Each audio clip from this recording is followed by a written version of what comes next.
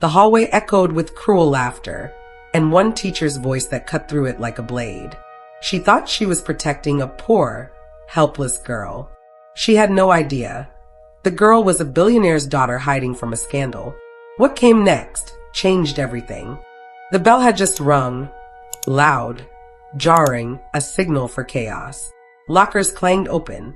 Backpacks slammed shut. Voices rose in a tidal wave of teenage noise. The hallway pulsed with life, laughter, and the casual cruelty that slips unnoticed between the cracks of busy lives. Claire Bennett moved like she always did, quiet, purposeful, arms full of papers still needing grades, eyes scanning the swarm not for trouble, but for the invisible. The quiet ones, the kids that slipped beneath the surface. And today, there she was. A girl in a faded gray hoodie stood frozen by locker 216, her shoulders drawn up like she was trying to shrink into herself. Her name was Elena, new student, barely a week in. No friends, no smile, no voice yet.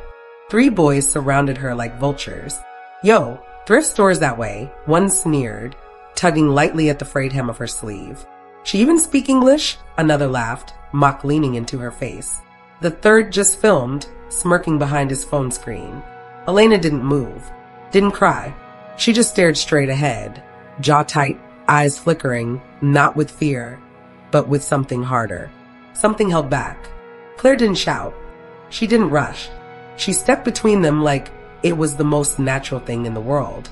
"Gentlemen," she said, calmly but firmly, "is this really how you want to be remembered today?" The boys blinked, taken aback.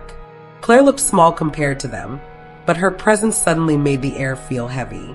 One of the boys muttered, just joking, as he lowered his phone. Claire turned to him, gaze steady. "Good. Then I'm sure you won't mind showing me your deleted history in front of the principal." He hesitated, then walked off. The other 2 followed, one cursing under his breath. Claire waited until the hallway began to settle. Then she turned to Elena. "You all right?" she asked, voice soft now. Elena nodded. Barely. Her lips parted like she might say something, but she didn't. Claire gave her a faint smile. "Ignore them. Not because you have to, but because they don't deserve the weight of your attention." And just like that, Claire walked away, papers still in hand, cardigan brushing against her skirt with each step. Behind her, Elena stood still, eyes no longer blank, but focused, following the teacher with a look that carried more than thanks. It carried recognition. Somewhere, a phone pinged. The video was already online, and the world had just started watching. Room 108 smelled like dry erase markers and old paper. The windows were cracked open, letting in the faint, restless buzz of the outside world. Inside, Claire Bennett leaned over her desk, scribbling notes onto a stack of essays, her brows furrowed in the kind of concentration that drowns out everything else. The incident in the hallway wasn't the first time she'd stepped in.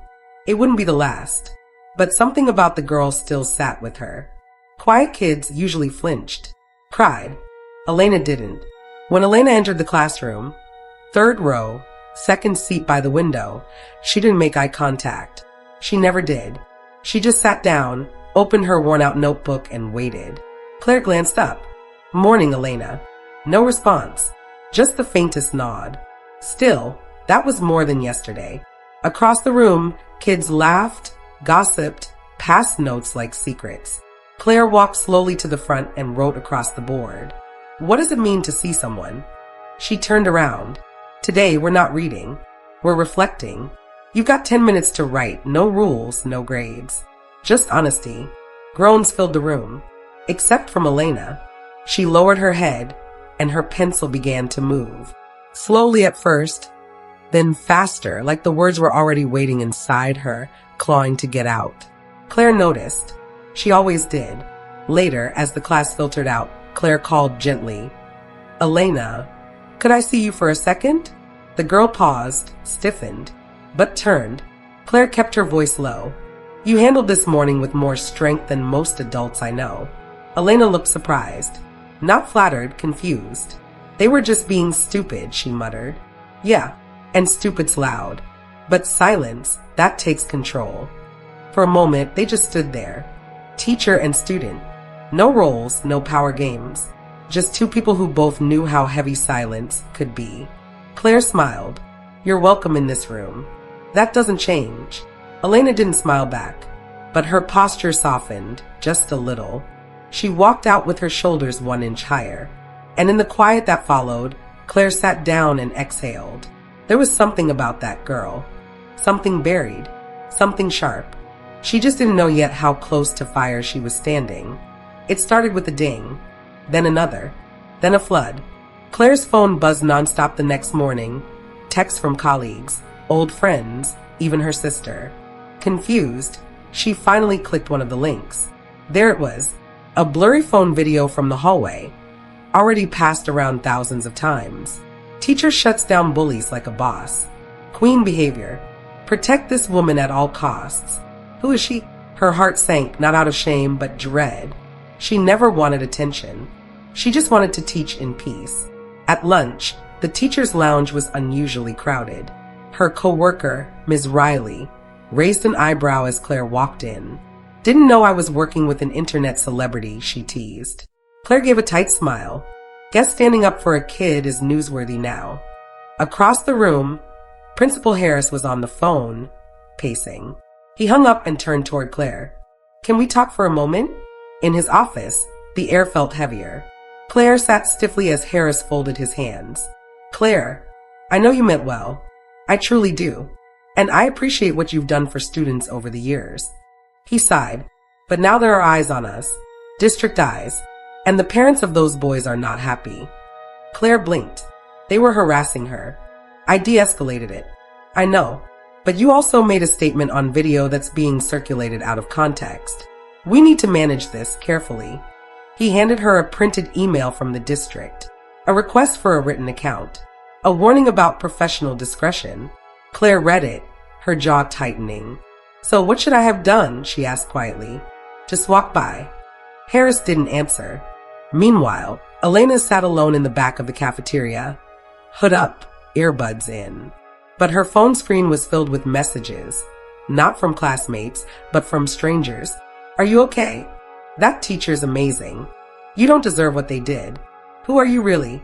Elena's hand hovered over a reply. Then she locked the phone.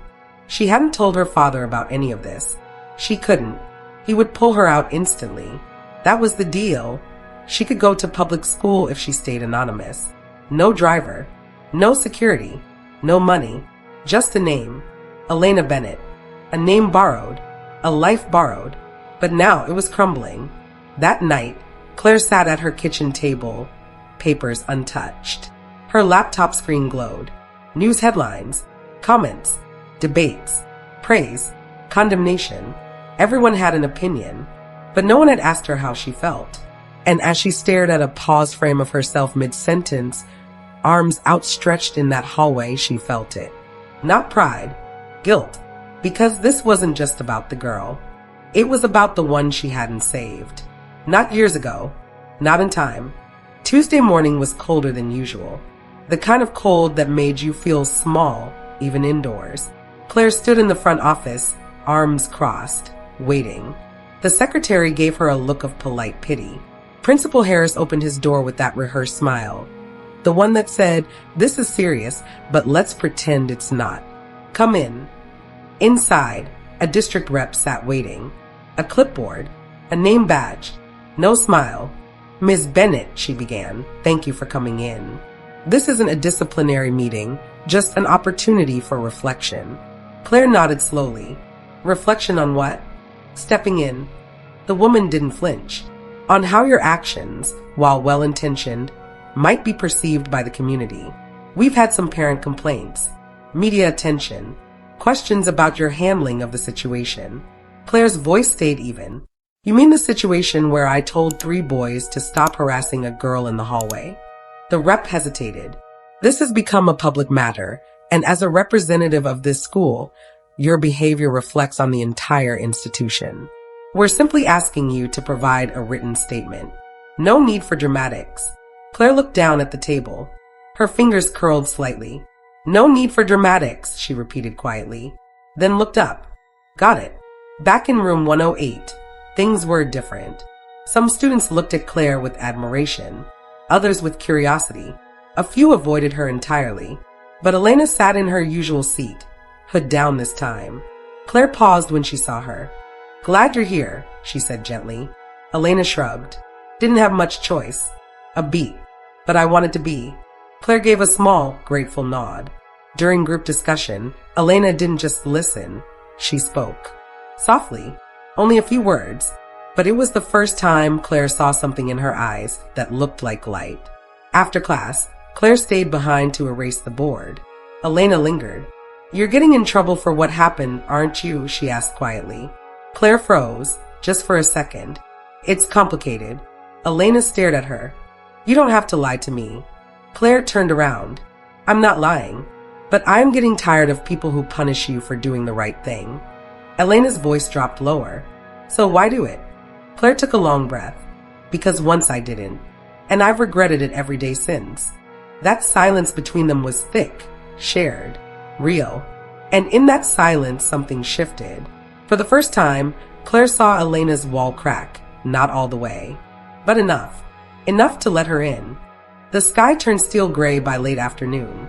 Rain threatened, but never came, just clouds hanging heavy, like they were holding back too much.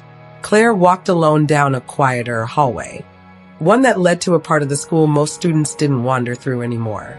Past the older lockers, past the unused classrooms, to a small wall near the counseling office. There was a photo taped to it, a name, a date, and a note written in messy blue ink, still fading with time. He mattered. Claire stood there, staring at it.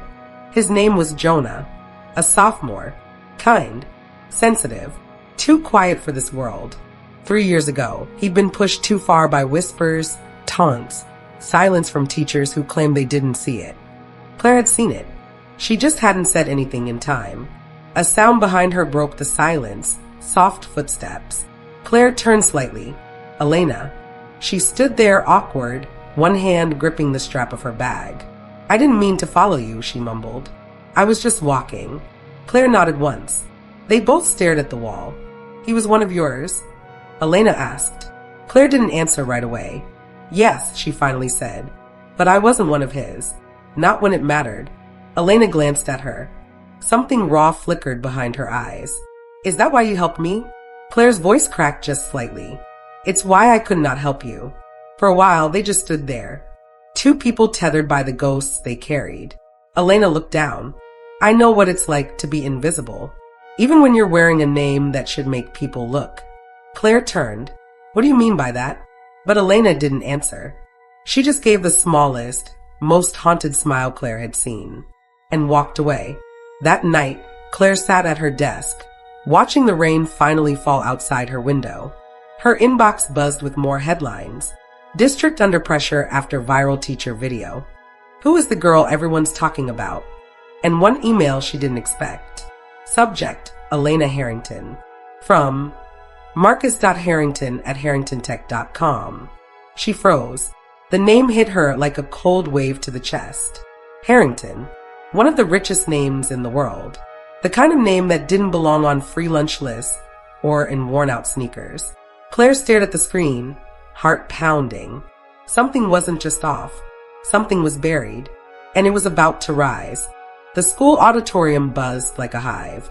Faculty, board members, parents with arms folded tight across their chests. Everyone was there, not for a performance, but a professional conduct hearing. Claire stood near the front, quiet but composed.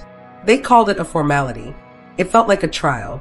Principal Harris read from a script, bland language wrapped around cold accusations. The district is concerned about classroom overreach, online attention that may affect our image. Claire listened, unmoving. They weren't really asking questions. They were setting up a sacrifice. Just as the final point was being made, a quiet murmur rippled through the back row. A figure stepped forward from the shadows of the crowd. Elena. But she wasn't in her hoodie. She wore a dark coat, clean jeans, a soft blouse, her hair tied back neatly, eyes clear. Behind her, another man followed, a tall presence in a tailored suit. Claire's breath caught. Marcus Harrington, a billionaire tech mogul. The man behind half the apps in every phone, the face on business magazines, and apparently, Elena's father. The room fell dead silent. Elena walked straight to the center. "I need to speak," she said. Her voice didn't shake. The board hesitated, but Marcus gave the smallest nod, and no one stopped her. "I asked to come here. I begged my father to let me live a year like a normal kid. No drivers, no headlines, just school. Real school." She turned toward Claire. She didn't know who I was. She didn't ask. She just treated me like I mattered, when others didn't. Elena's voice cracked, but she kept going. She didn't do it for attention. She didn't do it for herself. She did it because she's the kind of teacher every kid deserves. The auditorium was stunned. Marcus stepped forward, placing a firm hand on his daughter's shoulder. "For the record," he said calmly, "I support this teacher. And if her position is affected, I'll be reevaluating all donations tied to this district." Immediately, gasps, whispers, pens frozen above clipboards. Claire couldn't move. She didn't know what to say. She looked at Elena, this guarded girl who had once said nothing and now stood taller than the whole room. And all she could do was smile. A week later, room 108 was quiet again. No press, no stares, just the rustle of notebook pages, the low hum of the heater, and the quiet scribbles of kids trying to beat the bell. Claire sat at her desk, grading papers with a red pen that had almost run dry. She looked peaceful, not relieved, just settled. There had been no ceremony, no official apology. The district revised its concern and quietly let things fade. The story slipped from headlines, replaced by the next viral moment. But something lingered. After class, Claire found a plain white envelope on her desk. No name, just folded once with clean edges. Inside was a note, handwritten in small, sharp letters. "You treated me like a person, not a problem. That changed more than you'll ever know. E." Tucked with the note was a bracelet. Thin, silver, elegant. Nothing flashy, just a tiny charm shaped like a book. Claire smiled. A soft, private kind of smile. The kind that stays with you. Elena had transferred schools the day after the hearing. Not because she had to, but because, in her words, some chapters are only meant to be one page long. She hugged Claire before she left. No words, just a tight, quiet goodbye that said everything. Claire never asked why Elena had wanted a normal life, or what exactly she was running from in her father's world. Some questions don't need answers, only understanding. Later that month, Claire stayed late one evening. She erased the board, straightened desks, turned off the lights. But before she left, she pinned a photo beside Jonah's. Elena, half smiling, holding a poetry journal. Underneath it, Claire had written just 5 words. She found her voice here.